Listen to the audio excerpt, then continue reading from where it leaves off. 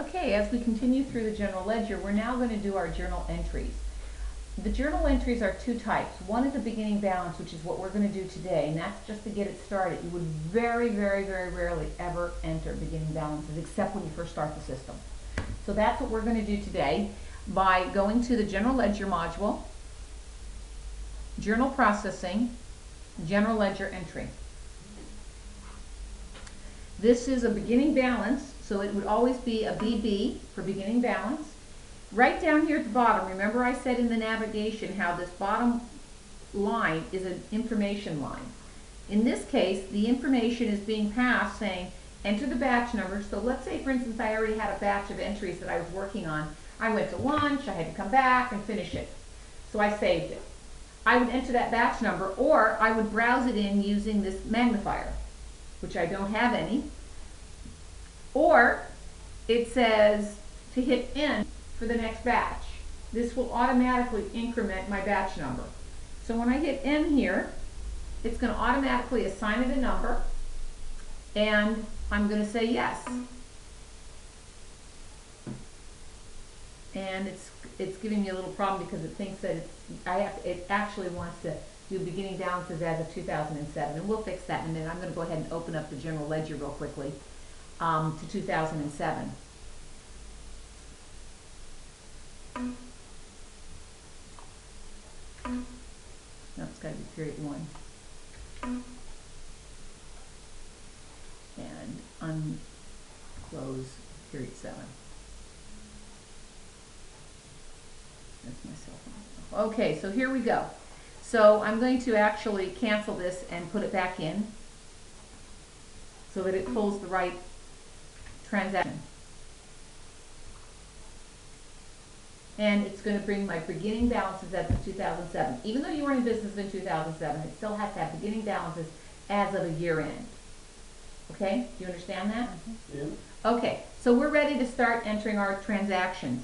By hitting F3, it automatically brings up my next line. And for convenience sake, I like to take my amount and move it over next to my account number so that I have to go across 2 or 3 transactions. So the first thing I'm going to do is I'm going to record my cash in bank. My cash in bank beginning balance was $500, and that's a positive because it's an asset. That's right. F3 to my next one, and that is going to be my furniture, my inventory, 1300, and I know that just because I know it. Oops, wrong thing. It's 151. Me and my big mouth. 5100, which is my inventory, and my value of inventory was 709,826.64. Again, it's a positive. F3, the next thing is my furniture and fixtures, and I don't know that account off the top of my head, so I can look it up. And I don't remember it, so I'm going to go over here and do description, and I'm going to look for furniture and fixtures. There's no furniture and fixtures, so what we did is we put it under, I believe we put it under office equipment and stuff. So we'll go office, furniture, and equipment. I'm going to select it. I'm going to put the positive amount in of $500 because that's what we're valuing at. At the same time, because it really has no value, I'm going to amortize it off the books right now. F3, and there should be an accumulated depreciation account as well, which is right here, accumulated depreciation is right here, and that is going to be a negative. That's right, minus 500. Okay, the next thing we're going to put in is our goodwill, and we had an account number for that, F3, which is our 17300, and that was our organizational costs. And that is valued at $389,673.36. F3.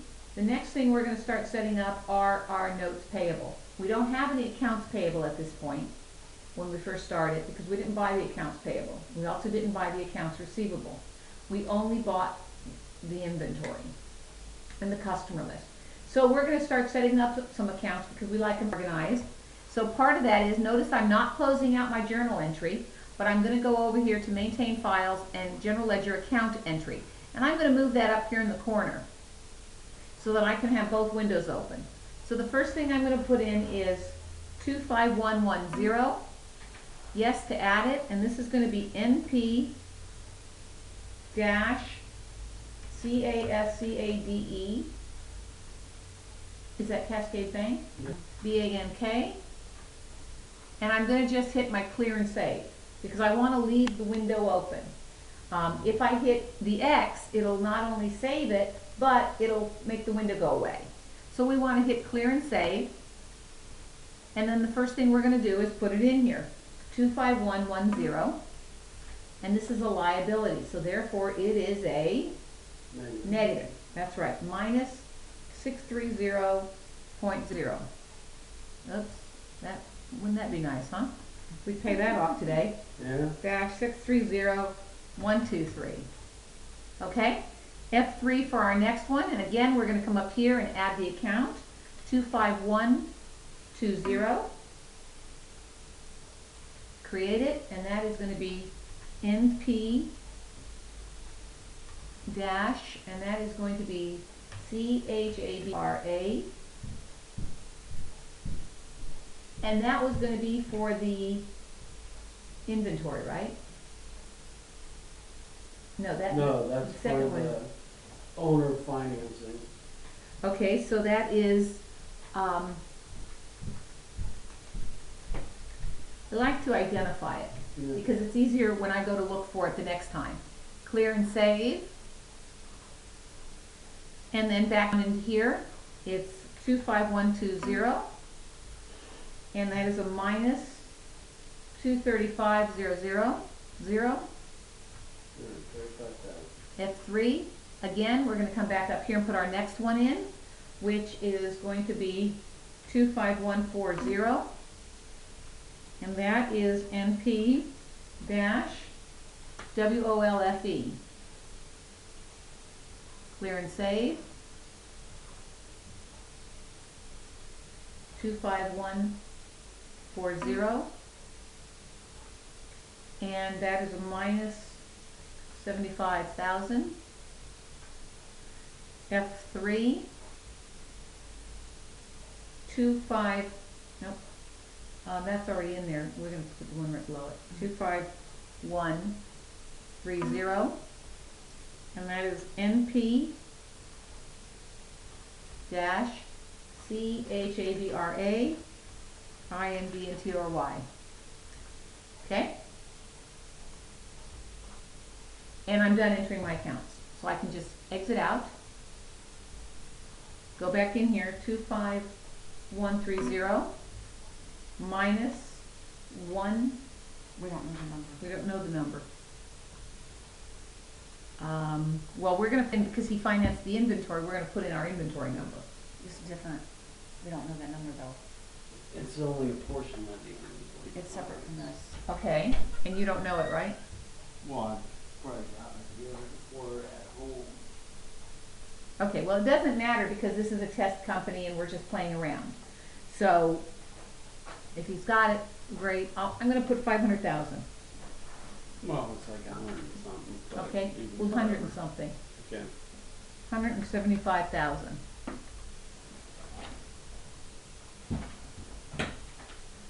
You might have it though. I don't think I do. I think it's home with all the bank paperwork. Okay, well, we'll do it at 175,000 for right now, just to show you how it operates.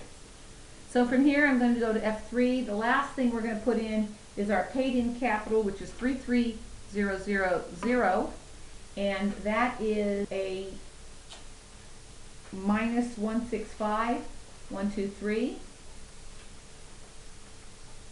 and that leaves a net equity of 180,000. Okay? Okay.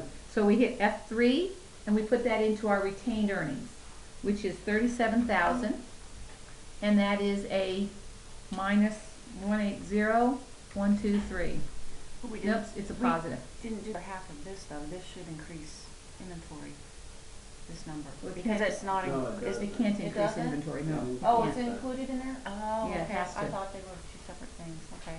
Yeah, no, it has to include it. 180,123 is our retained earnings. Now, because I'm not an accountant, I might have these reversed, because I'm not very smart when it comes to this stuff. So we're going to know in a minute. And we are now balanced. If you see here, we're balanced. We're going to go ahead and close it. That's how you enter a journal entry. Any questions on entering journal entries? So I'm going to go ahead and close it here, save it, and run my general ledger update. In all modules, there's always going to be an update.